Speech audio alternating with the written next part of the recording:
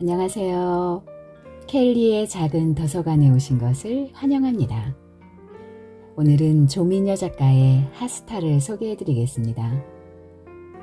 하스타는 인도어로 손이라는 뜻이라고 합니다. 철없는 엄마를 대신해 딸의 손이 물마를 날이 없네요. 조미녀 작가의 하스타 낭독 시작하겠습니다.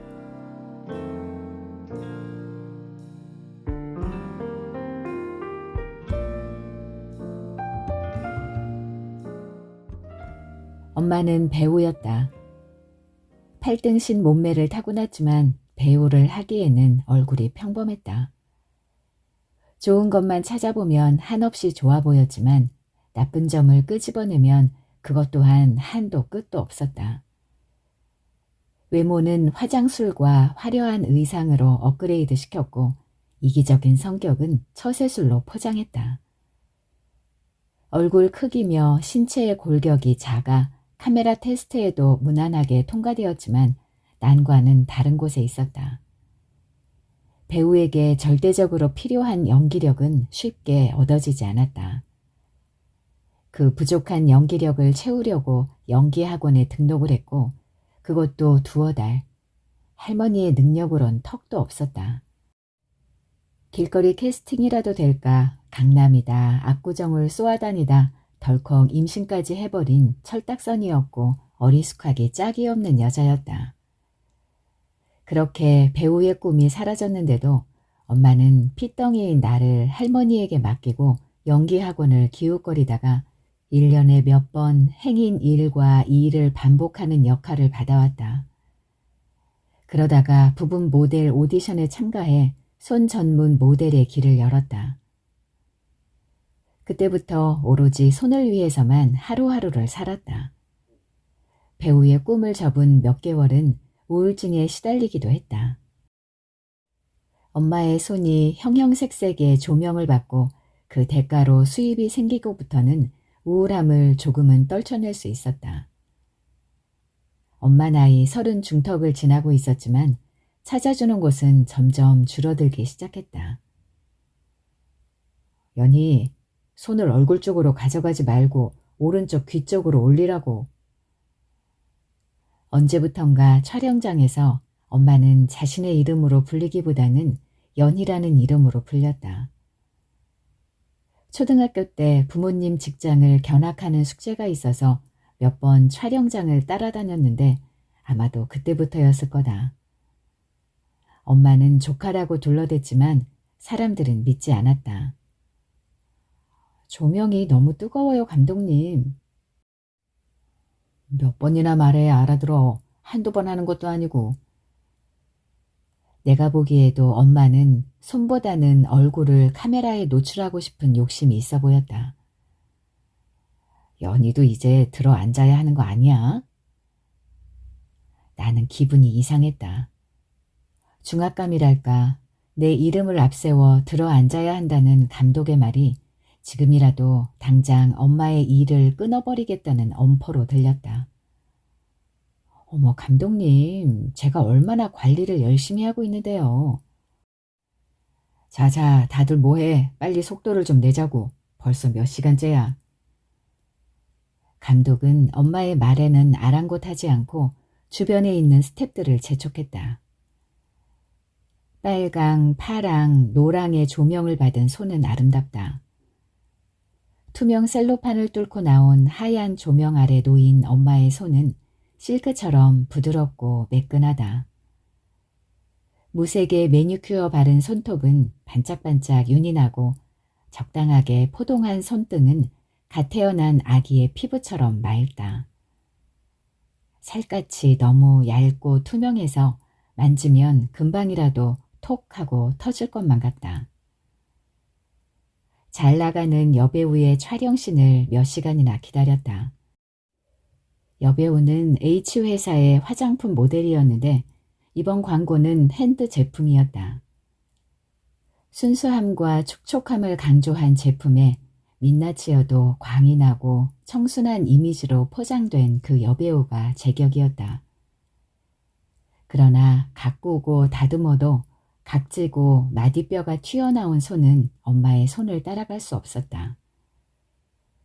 여배우가 요기를 하는 동안 엄마는 리허설을 했고 다시 여배우의 촬영이 시작되고는 준비해온 핸드케어 제품을 바닥에 꺼내놓고 촬영 준비를 했다. 마지막 씬이니까 빨리 끝내자고. 스킨과 로션을 정성스럽게 바르고 5분간 휴대용 핸드 드라이기에 손을 넣는다. 띵동, 타이머가 작동을 멈추면 다시 수분크림을 바르고 손톱용 에센스를 한 방울 떨어뜨려 손톱을 다듬는다. 큐티클 주변에 오일을 바르고 혹시라도 삐져나와 보일 수 있는 큐티클을 푸셔로 민다. 다시 드라이기에 타이머 버튼을 누른다. 타이머가 돌아가는 동안 여배우의 몸짓과 표정을 따라해보기도 한다. 대사까지 읊조린다. 그럴 때마다 주변의 스텝은 손관리나 하라고 비아냥거렸다.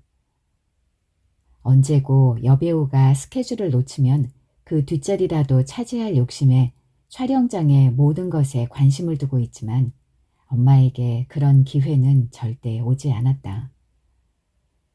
엄마에게는 자신을 치장할 돈도 후원자도 빼어난 미모도 무엇보다 40을 기다리는 엄마가 연기자로 설 자리는 없었다. 엄마의 손이 만들어내는 광고는 다양했다. 고무장갑, 네일아트, 아카데미 전단지, 화장품 회사 핸드 제품 광고 곳곳에 안 들어간 곳이 없을 정도다. 남들이 보기에는 그보다 편한 직업이 없다고 하지만 엄마는 세상에서 자신이 하는 일이 제일 힘들다고 했다. 손을 클로즈업 하려면 조명 밑에 손을 놓아야 하는데 그게 얼마나 싫은 줄 알아? 싫은 정도가 아니라 난 뜨거운 것을 정말 못 참거든. 그렇게 30분, 아니 1시간씩 손을 올려놓고 꼼짝 않고 앉아있으며 어깨가 다 빠지고 땀이 삐질삐질. 진짜 힘들어.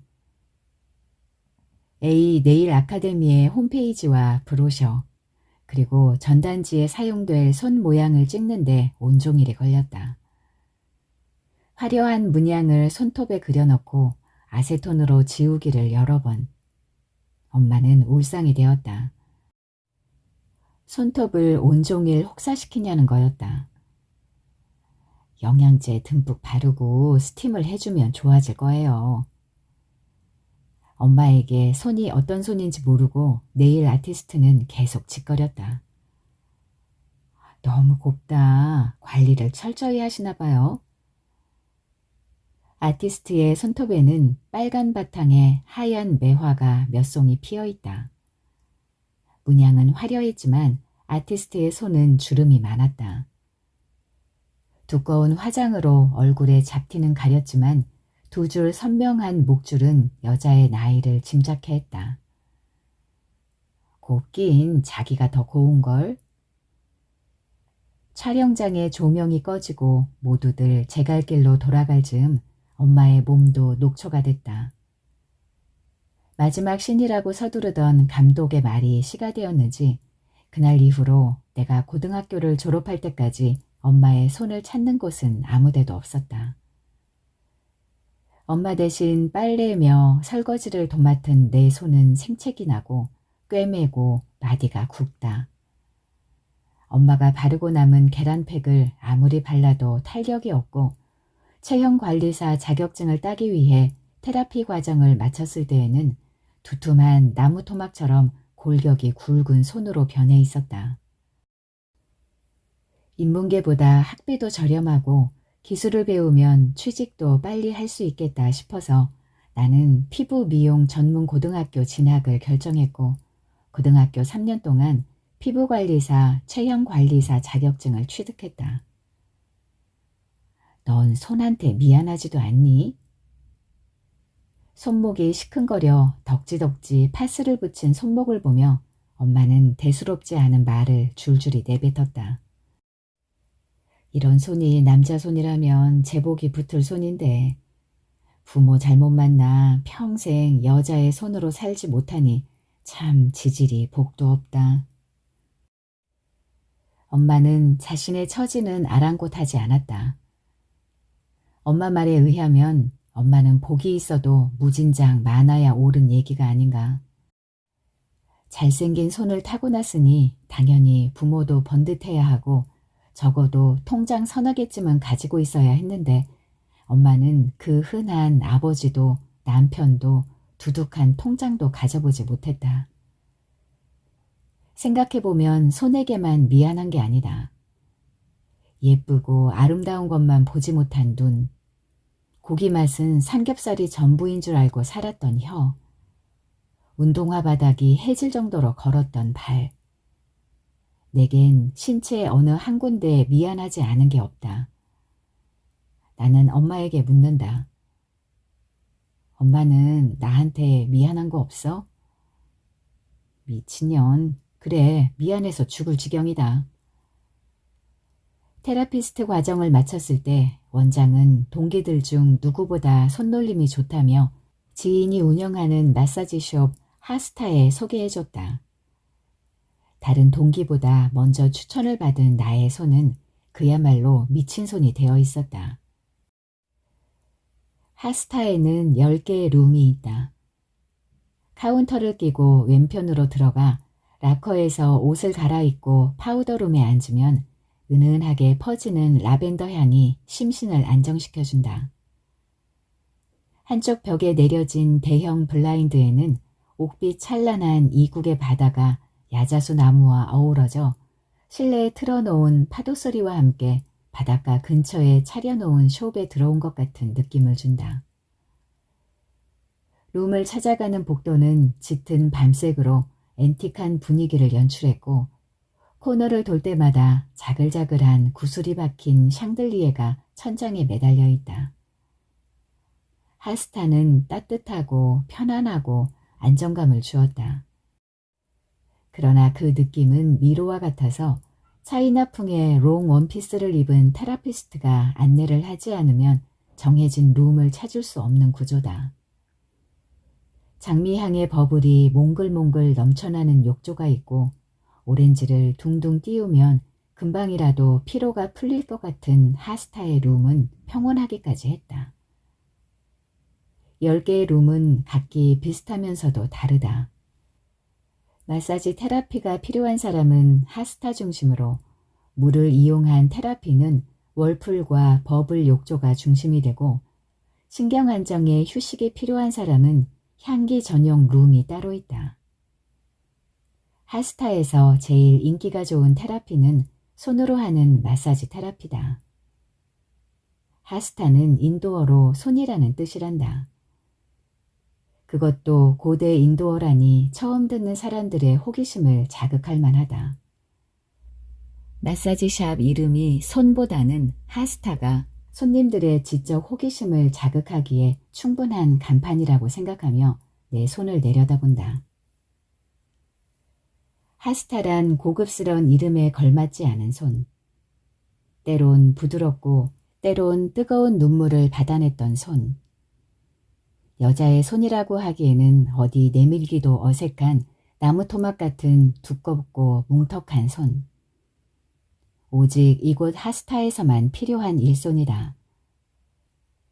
하스타에서의 한 달은 언니들이 맡은 손님들 옆에서 타월을 빨아다주고 마사지 팩을 만들고 손님들이 샤워하고 나간 부스를 청소하며 보냈다. 종일 손님의 머리부터 발끝까지를 마사지하고 나면 몸에 기가 빠져나간 듯 녹초가 되었다.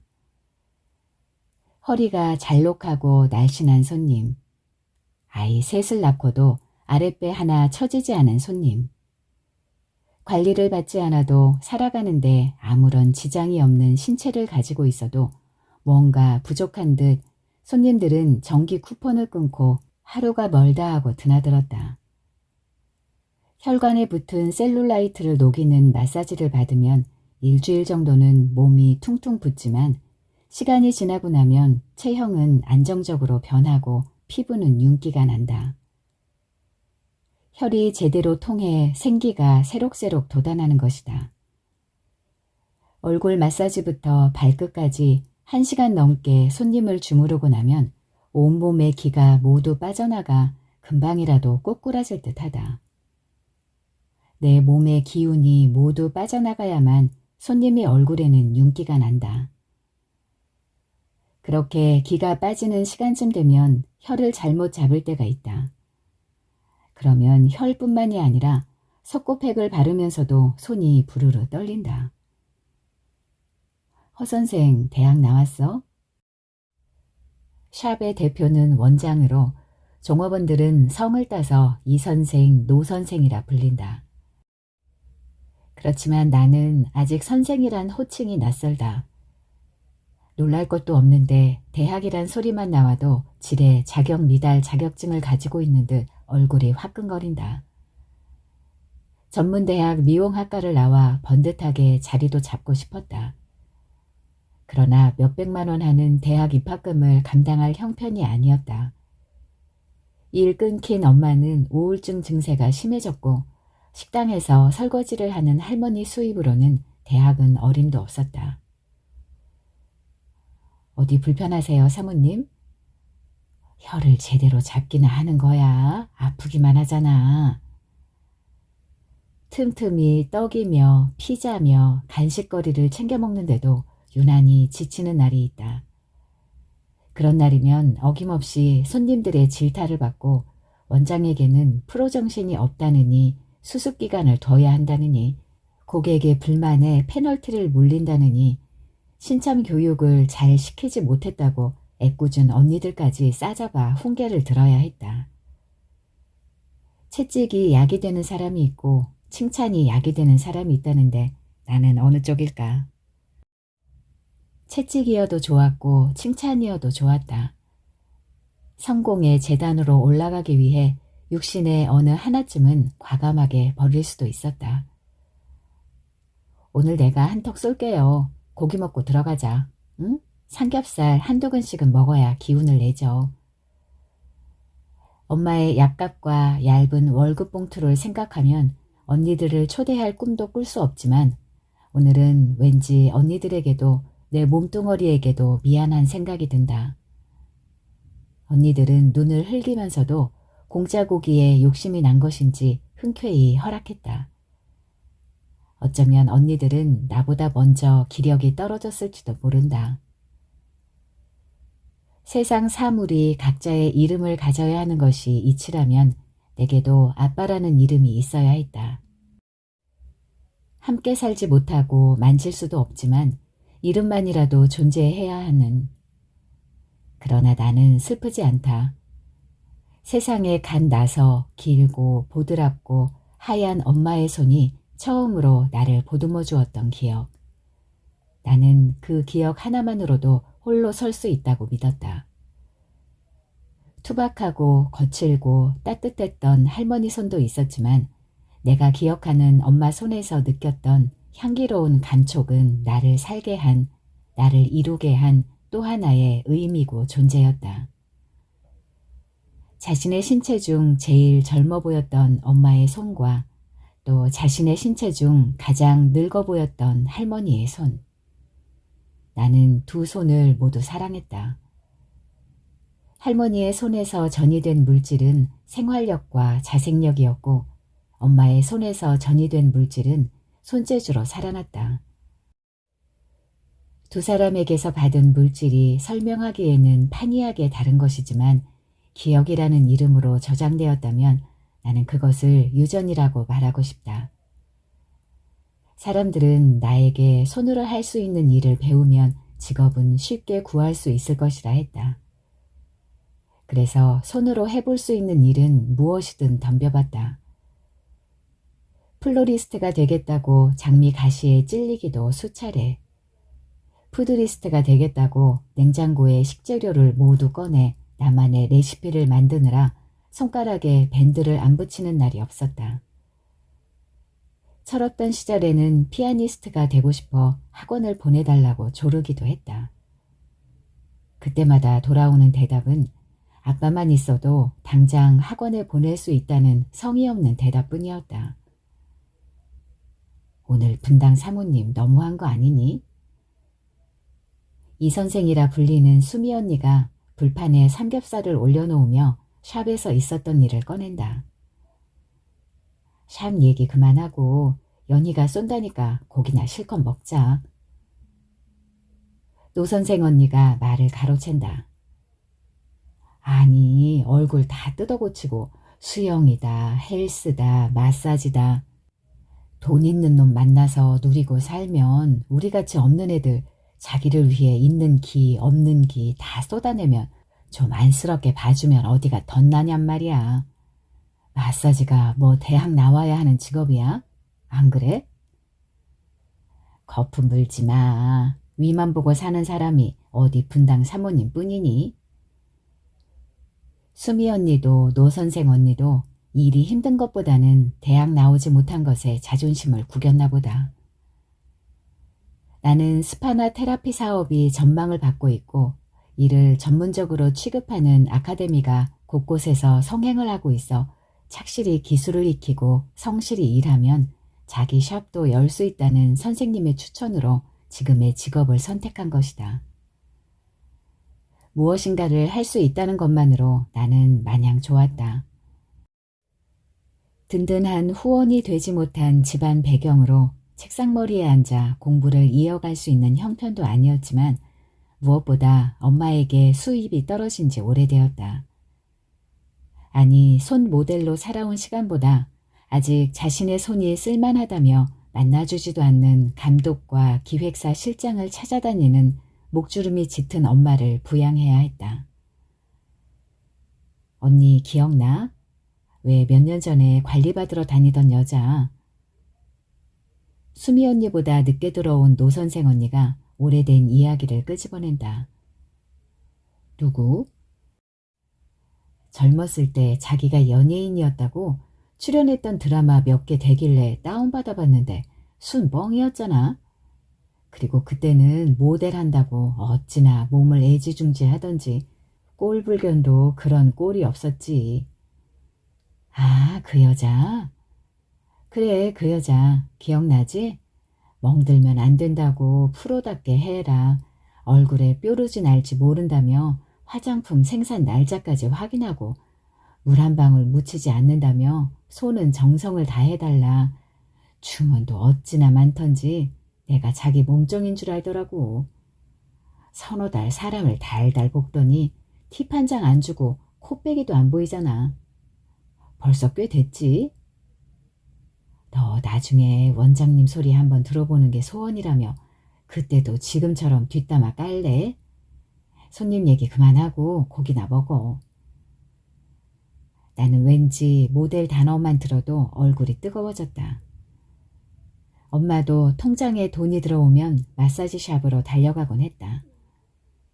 생필품을 챙겨놓거나 할머니에게 용돈을 먼저 드린다거나 구멍난 딸아이의 양말 같은 것을 먼저 사놓는 일이 한 번도 없었다. 뒷담화가 아니고 내가 얼마나 속상하고 힘들었는지 언니가 잘 알잖아. 손목이 시려서 파스 좀 바르면 냄새 난다고 자존심 팍팍 긁으면서 관리사 바꾸라고 난리. 아휴, 내가 그때 기 빠지고 약 오른 거 생각하면 나도 빨리 개인샵 차려서 나가야 하는데. 그러게 창업 대출이라도 받을 수 있을까? 언니들도 나와 같이 나무 토막 같은 손으로 일을 했고 자신들의 샵을 열고 싶어 했다. 또 스스로의 인생을 누군가에게 빚지지 않고 헤쳐나가는 사람들이었다. 삼겹살을 집으러 불판 위로 모아진 우리의 손은 그야말로 못난이 삼형제였다. 언니들과 배를 채우고 있는데 할머니가 일하는 식당에서 전화가 왔다. 연희니? 네 엄마는 집에 없니? 왜 전화를 안 받아? 너 지금 어디야? 빨리 식당으로 와라. 여사장은 대답도 기다리지 않고 전화를 끊었다. 내가 식당에 도착했을 때 할머니는 넋나간 사람처럼 주방에 쪼그리고 앉아 있었다. 오늘 왜 이렇게 굶떠? 어디 아파? 여사장은 기다렸다는 듯이 손님이 값을 치르고 나간 뒤 쪼르르 주방으로 달려왔다. 할머니가 펄펄 나는 기운으로 일을 할 때는 언니 언니 하며 박하스며 피로회복제를 먹이곤 했다. 그게 뭐 진정 할머니의 피로를 걱정해서가 아니라 구관이 명관이라고 종업원이 자주 바뀌는 게 달갑지 않아서였다. 하지만 요즘 같은 세상에 오래 있어줘도 문제다. 최소 인원만 되면 4대 보험이며 퇴직금을 챙겨주려면 여간 아까운 것이 아니다. 그저 종업원도 적당히 있다 적당히 사라져 주었으면 하는 것이 여사장의 바람이었다. 하지만 할머니는 아직 적당히 사라져 줄 때가 되지 않았다. 그렇다고 할머니가 어느 한 직장에서 1년이고 2년이고 진득하게 있다가 퇴직금까지 받아 나온 적도 없다. 할머니의 퇴직금이 쌓여갈 즈음 되면 식당이 문을 닫거나 악착같던 근력이 모두 없어질 때가 더 많았다. 왜소한 체구에서 나올 근력도 없었지만 엄마하고의 전쟁은 할머니를 더욱 기력 없게 했다. 내 팔자에 아플 날이 어딨어. 망할 놈의 몸뚱어리 하루하루 이어가는 걸 다행으로 여겨야지. 연희 엄마가 또 속썩여? 집안 속사정까지 다 터놓고 지낸 사이건만 할머니는 그래도 남들이 엄마에 대해 이러쿵 저러쿵 입방아지를 하는 것을 제일 싫어한다. 걔가 지금 나이가 몇인데 속을 썩여. 할머니는 버럭할 정도도 아닌데 괜히 먹긴 놈이 성낸다고 목청을 높였다. 언니가 힘 빠질 때가 연희 엄마 말고 뭐가 있어. 빚이 있어. 고주망태 서방에 있어. 여사장은 아예 할머니를 깔아 뭉갤 태세다. 아니라는데 왜 자꾸 입방아야. 여사장은 입을 삐죽대며 자양강장제와 피로회복제 하나를 들고 와 할머니에게 쑥 내밀고는 저녁 매상 좀 올려보자고 채근했다. 할머니는 접시 한 개도 닦아낼 수 없을 것 같다면서 양쪽 손목을 주무르다 힘이 빠지는지 자꾸 푹푹 주저앉았다. 내 등골 다 빼먹은 년, 오늘 니년 장산날인 줄 알아라. 나쁜 년, 못된 년. 할머니는 끝내 저녁 장사를 하지 못하고 씩씩거리며 식당을 나섰다. 그렇게 가면 나는 어떻게 해. 가끔 저러는데 내가 미친다니까. 이참에 아예 그만둬 그럼. 아주 그만두라고. 사람이 없어서 그런 줄 알아? 시장에 나가봐. 그깟 설거지 할 사람은 천지라고. 조선족도 많고 요즘은 동남아에서 젊은 아가씨들도 많이 들어와. 월급은 언니 반만 줘도 된다고. 나쁜 년. 내가 어디 설거지만 해? 잔모에 서빙에 늑스구리한 손님들 술 접대까지. 내 등골 빼먹은 년은 딸년이 아니고 네 년이 더해. 할머니는 무거운 다리를 한 발 한 발 디디면서 여사장 앞에서는 하지 못한 말들을 뱉어냈다. 아휴 언니 얘기나 하고 가. 여사장의 목소리가 식당 골목에서 허공으로 내달려 할머니의 뒤통수까지 따라왔다. 나는 할머니를 부축하며 걸었다. 집으로 돌아온 할머니는 방으로 들어가 몸을 뉘었다. 엄마는 보이지 않았다. 엄마를 기다리던 마음도 잠시 시계바늘이 12자리에 꽂힐 때까지 할머니는 눈도 뜨지 못했다. 늦은 시간까지 식당에서 설거지를 하고 돌아오는 할머니 손목에도 항상 파스가 붙어 있었지만 엄마는 아랑곳하지 않았다. 할머니는 욱하는 성격이 있어 병세가 깊어가는 자신의 딸을 잘 보듬어 주다가도 불현듯 악다구니를 쓰곤 했다. 엄마와 할머니의 침묵은 오래되지 않아 유리가 깨지고 천정이 울리는 싸움으로 끝이 났다. 니년 손은 무슨 왕비마마 손이냐? 처먹은 그릇은 곰팡이가 않도록 싱크대에 처박혀 있는데 설거지 좀 해놓지. 지원은 못해줄 망정 망치지는 말아야지. 엊그제도 현관을 열고 들어갔을 때는 벌써 파이팅이 한참 진행되었고 엄마 손에는 계란 팩이 발라져 있었다. 이 손 좀 봐라. 니년 먹여 살리느라 마를 날이 없는 니 애미 손에도 그 계란 팩인지 녹차 팩인지 붙여주면 썩어 문드러지냐? 지년 소은이 최곤지 알지. 어휴 속 터져. 내 속으로 나았지만 나이 들어도 어쩜 그렇게 철들 줄을 모르는지. 쯔쯔. 할머니의 악다구니는 하루도 건너뛰지 않았다. 해준다고 하면 집어치우라며. 엄마의 목소리도 할머니 머리 꼭대기로 올라갔다. 할머니는 더 짓거려봐야 입만 아프다며 온종일 엄마가 먹고 넣어둔 싱크대로 가서 덜커덕 덜커덕 설거지를 했다. 그제서야 현관에 우두커니 서 있는 나를 발견한 엄마는 잘 만났다 싶은 얼굴이었다. 연희 너 일 끝난 지가 언젠데 이제 오니? 그날 밤 할머니는 밤새도록 끙끙 앓는 소리를 냈다. 엄마는 다음 날 소네바를 흑설탕과 꿀을 1:1 비율로 섞어 배합하고 계란을 노른자와 흰자로 분류해 수분용, 탄력용으로 나눠 냉장고에 넣어놓으라고 내게 말하고는 방으로 들어가 전화기 앞에 턱을 개고 앉아 밤을 샜다. 할머니, 혹시 아빠 어디 있는지 알아? 소리되어 나오지 못한 물음들이 입안에서 빙빙 돌았다. 무슨 할 말 있냐? 할 말은 무슨? 나는 할머니 손을 잡았다. 온기라고는 하나도 느껴지지 않는 굵은 힘줄이 툭 붉어져 나온 뻣뻣하고 까칠한 가죽만 남은 따뜻한 피와 살은 60줄 인생에 다 내어준 폭삭 주저앉을 것만 같은 빈 몸뚱어리의 할머니에게 아빠의 정보가 있을 리 만무하다. 그래도 태양은 뜨는가 보다. 밤새 끙끙 앓던 할머니가 이불을 툭툭 털어내고 마른 수건을 들고 화장실에 들어간다. 남들은 그 나이가 되면 오줌을 질질 지린다는데 할머니는 몇 분을 변기에 앉아 있어도 쉬 오줌보가 터지지 않는다. 얼굴에는 괴로운 표정이 역력하다. 그렇게 몇 번 젖먹던 힘까지 주고서야 가는 줄기가 쫄쫄쫄 흐른다. 망할 놈의 몸뚱어리, 망할 놈의 몸뚱어리. 이년아 일어나서 아침 좀 못 앉히냐?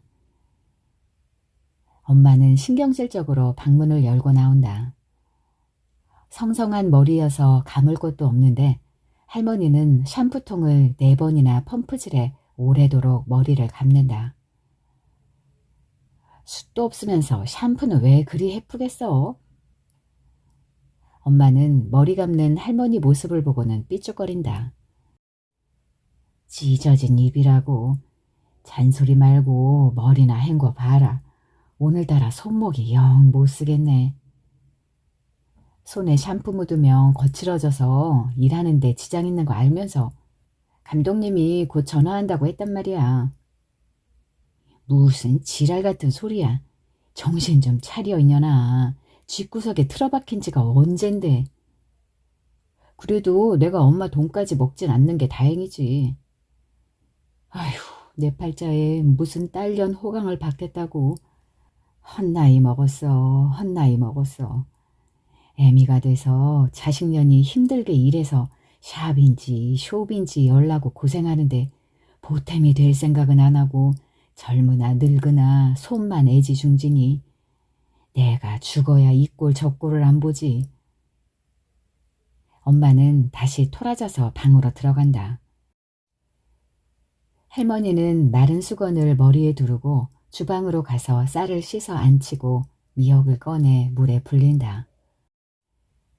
다시 방으로 들어가 주름진 얼굴에 파운데이션을 펴바르고 눈썹을 그리고 립스틱을 바른다.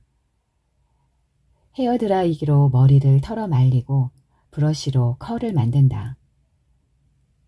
푹 꺼진 볼을 감추기라도 하듯 핑크빛 페이스 칼라로 볼터치를 한다. 거울 속의 할머니는 곱상하지도 자상하지도 우아하지도 화려하지도 않다. 철들지 않고 나날이 정신줄 놓는 딸과 손마디가 굵어가는 손녀를 둔 손목이 매일같이 붓고 몸은 점점 야유어가는 딸에게 퍼부을 줄 아는 말은 2년, 전년, 2년이 전부고 언제나 당당한 검버섯이 피어나는 60줄의 노인이 내 할머니다. 할머니, 오늘은 쉬어. 쉬기는 하루라도 살아있을 때 벌어야지. 네 애미. 아니다, 너도 얼른 준비해. 지글지글 들기름에 볶아지는 미역 냄새가 고소하다. 냄비 가득 물을 붓고 끓이면 할머니표 시원한 미역국이 완성된다. 밥통에서는 그새 밥뜸 연기가 솔솔 올라온다. 엄마 방에서는 기척이 없다. 귀 빠진 날이건 말건 할머니 목청이 2옥타브쯤 올라가고 난 뒤에야 슬그머니 나올 참인가 보다. 아니다.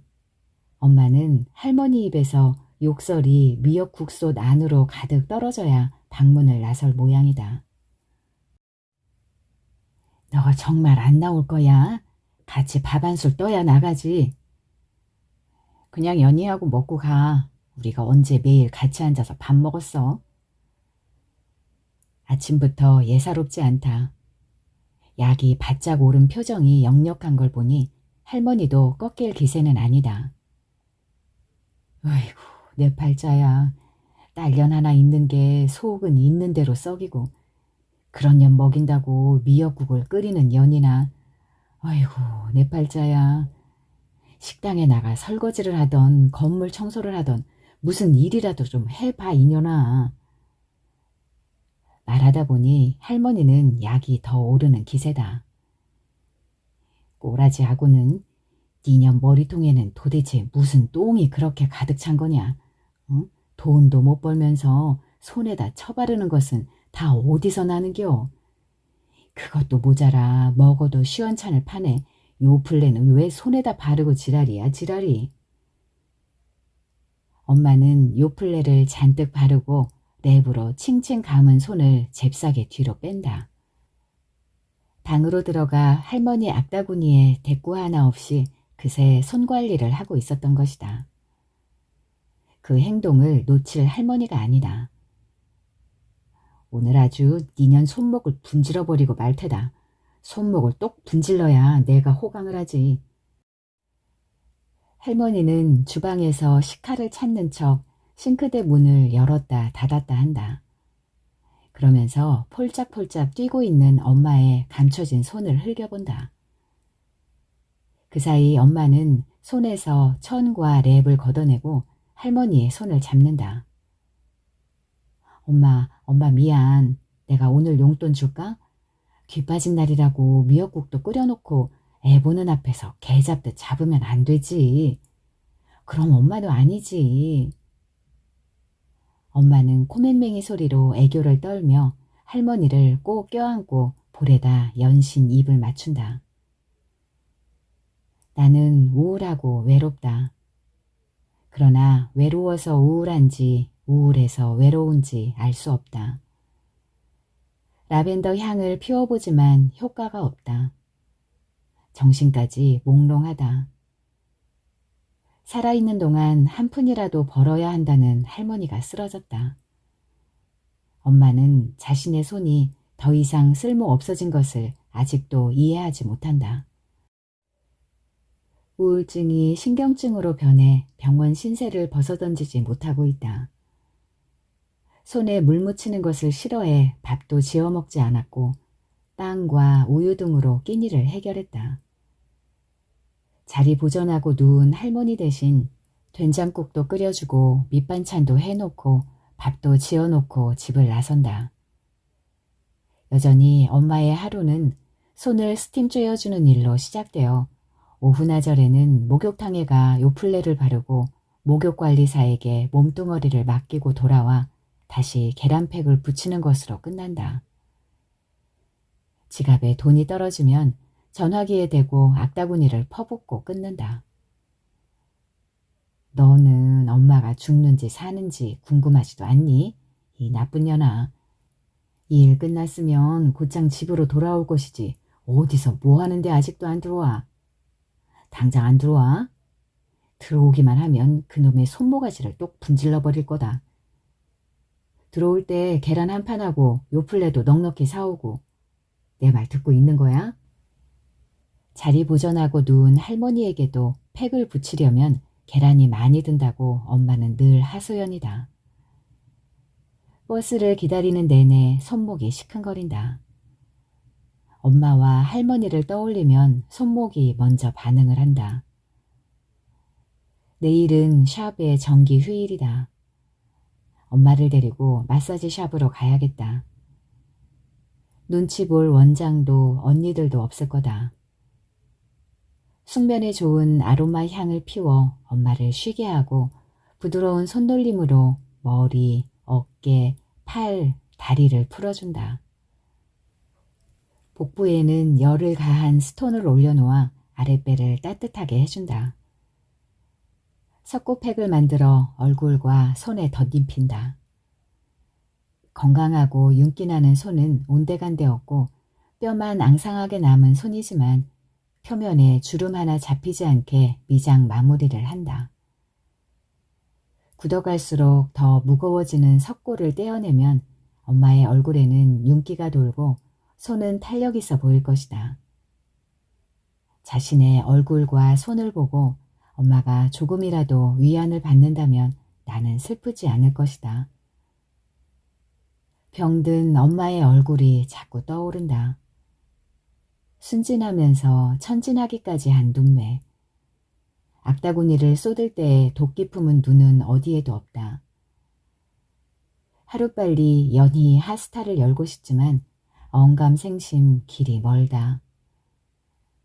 남은 석고팩을 내 손에도 바른 다음 엄마가 누운 침대에 들어가 엄마의 팔을 베고 깜빡 잠이 들었으면 좋겠다. 너 세팅 안 하고 뭐 하고 있니? 오늘 예약 손님이 얼마나 많은데 딴 생각이야. 손님 맞을 준비를 서두르고 있던 수미 언니가 퇴근을 한다. 손목이 시리고 옥신거린다. 엄만 나한테 미안한 거 없어?